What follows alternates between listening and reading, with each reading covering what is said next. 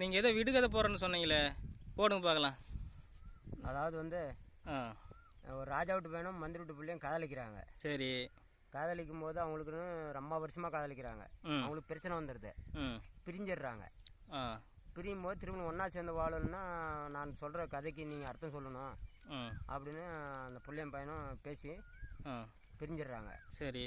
அப்போ வந்து அந்த பையன் சொல்கிறான், என்ன சொல்கிறான்னா, நீர் ஓடையில் நீ குளிக்கும் பெண்ணே, உன்மேல் நீர் நலையாத இடம் எந்த இடம்? அதாவது குளிக்கும் போது நலையாத இடம் எந்த இடம்?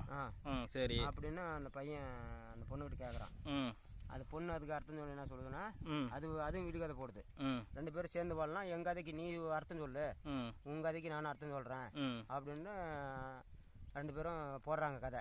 சரி. போடும்போது அந்த பிள்ளை என்ன சொல்லுதுன்னா, ஆணும் பொண்ணும் சேரும்போது அசையாத இடம் எந்த இடம் அப்படின்னு அந்த பொண்ணு விடுகதை போடுது. பொண்ணு விடுகதை போடுது. அவன் வந்து நீரோடையில் குளிக்கும்போது வந்து நலையாத எந்த இடம்னு வந்து அந்த பொண்ணு சொல்லுது.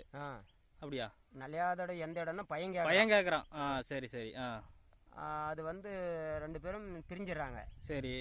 அதுக்கு விளக்கம் இவங்க சொன்னால் சேர்ந்து வாழலாம், இல்லாட்டி அப்படி பிரிஞ்சு தாங்கணும்.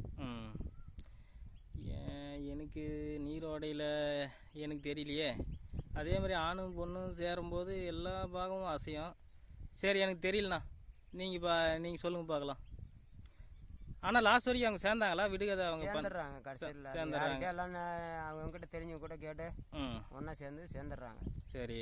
அதுக்கு விளக்கம் வந்து எனக்கு தெரியலண்ணா, நீயே சொல்லிடு. அது விளக்கம் வந்து, நீர் ஓடையில் நீ குளிக்கும் பெண்ணே, உன்மேல் நீர் இடையாத இருந்தன்னா கண் கருவிழி. கண்ணோட கருவிழி நலையாதா? நலையாது. எவ்வளோ தண்ணி போட்டா. அருமை அருமைண்ணா.